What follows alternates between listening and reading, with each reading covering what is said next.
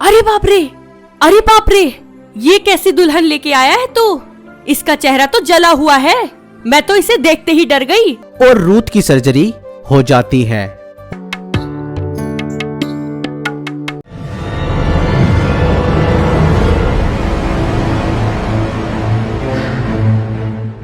बेटा, मेरे पास आकर बैठो, मुझे तुमसे कुछ बात करनी है।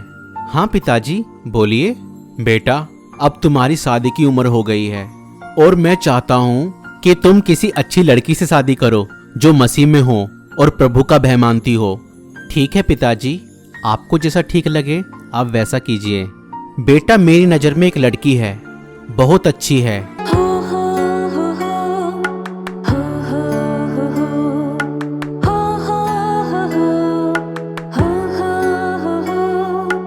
और बहुत अच्छी परमेश्वर की आराधना करती है। मगर बेटा, जब वो लड़की छोटी सी थी तब विरोधियों ने उनके घर में आग लगा दी। वो लड़की तो जैसे तैसे करके बच निकली, मगर उसके माँ बाप आग की चपेट में आकर मर गए। उसके माँ बाप के मरने के बाद उसकी नानी ने उसे पाल पोस के बड़ा किया, मगर कुछ समय बाद उसकी नानी भी मर गई। अब वो लड़की अकेली रहती है और एक संस्था के साथ जुड़कर परमेश्वर की आराधना की सेवकाई करती है। बेटा, मुझे तो वो लड़की बहुत पसंद है और मैं चाहता हूँ कि तुम उस लड़की से शादी करो। ठीक है पिताजी, आपने देखा है तो लड़की अच्छी ही होगी। मैं उस लड़की से शादी करने के लिए तैयार हूँ। लेकिन बेटा, एक बात और है। क्या बात है पिताजी? बेटा, जब बचपन में उसके घर में आग लगी थी, वो उस समय जैसे तैसे करके बच तो निकली, मगर कुछ आग की लपटों ने उसके चेहरे को जला दिया था। उसके चेहरे का आधा हिस्सा जला हुआ है।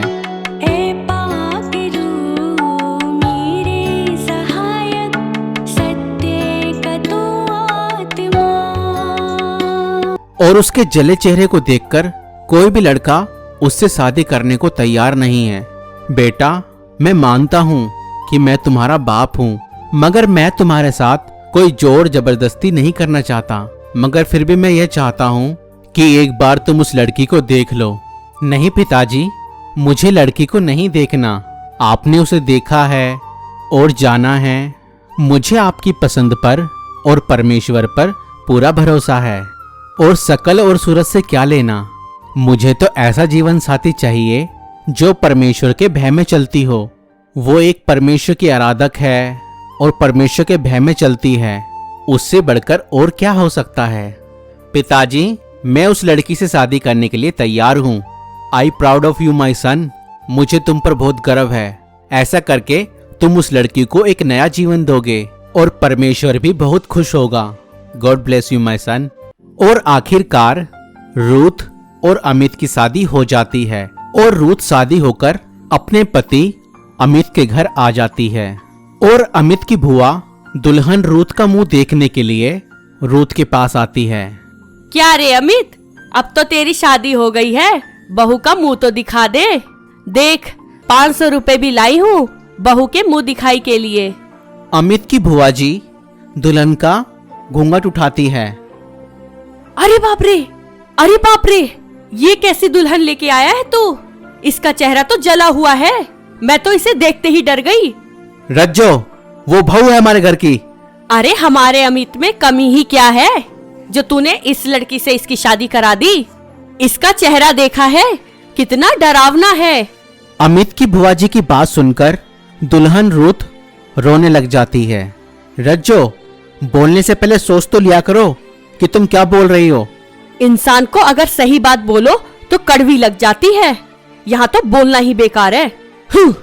फिर अमित दुल्हन रूथ को चुप कराता है। अगली सुबह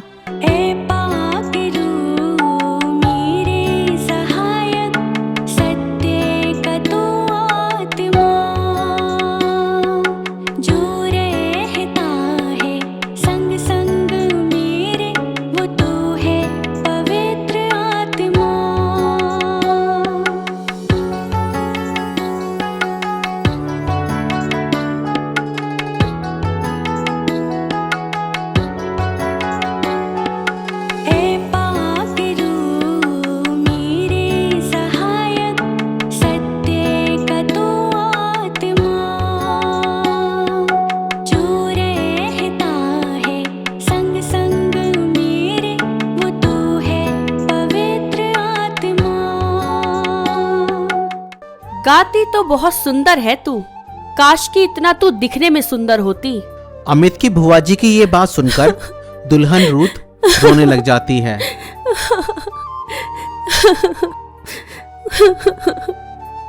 और अमित को अपनी बुआ जी की ये बात बहुत बुरी लगती है और अमित अपनी पत्नी रूथ के लिए परमेश्वर के सामने घुटने टेककर प्रार्थना करता है। और कुछ दिनों बाद अमित के पास एक स्किन स्पेशलिस्ट डॉक्टर का फोन कॉल आता है। वह डॉक्टर्स रूथ का स्किन केस हैंडल करना चाहते थे। वह डॉक्टर्स अमित को यकीन दिलाते हैं कि एक सर्जरी के बाद 50% चांस है कि रूथ का चेहरा पहले के समान नॉर्मल हो जाएगा। और प्रार्थना के साथ अमित रूथ को ऑपरेशन के लिए लेकर जाता है और रूथ की सर्जरी हो जाती है और वो लोग घर आ जाते हैं। रूथ के चेहरे पर पट्टियां बंधी थी। डॉक्टरों की तरफ से निर्देश दिया गया था कि 15 दिनों बाद रूथ की पट्टियां खोली जाए और तभी मालूम पड़ेगा कि रूथ की सर्जरी सक्सेसफुल हुई या नहीं।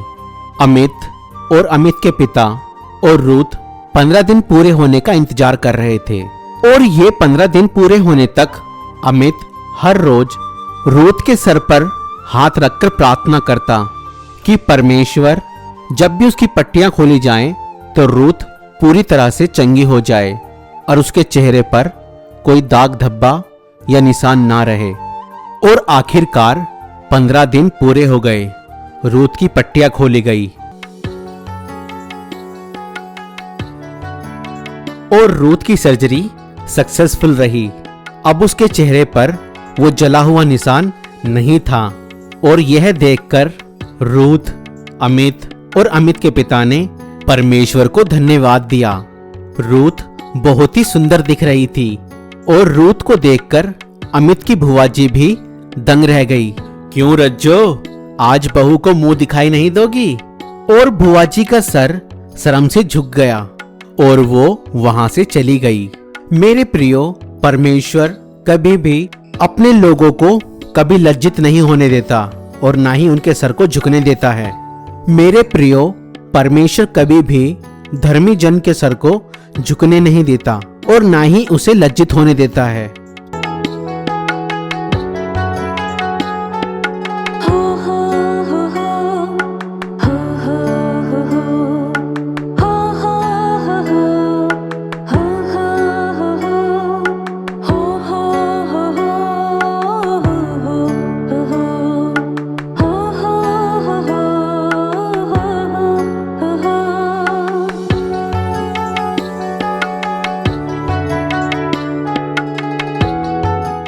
अगर आप हमारी सेवकाई को सपोर्ट करना चाहते हैं तो आप हमें फोन पे, गूगल पे, पेटीएम और यूपीआई भी कर सकते हैं। डिटेल्स डिस्क्रिप्शन में है।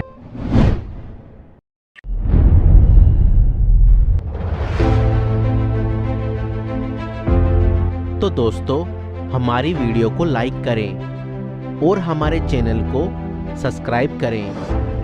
Thank you.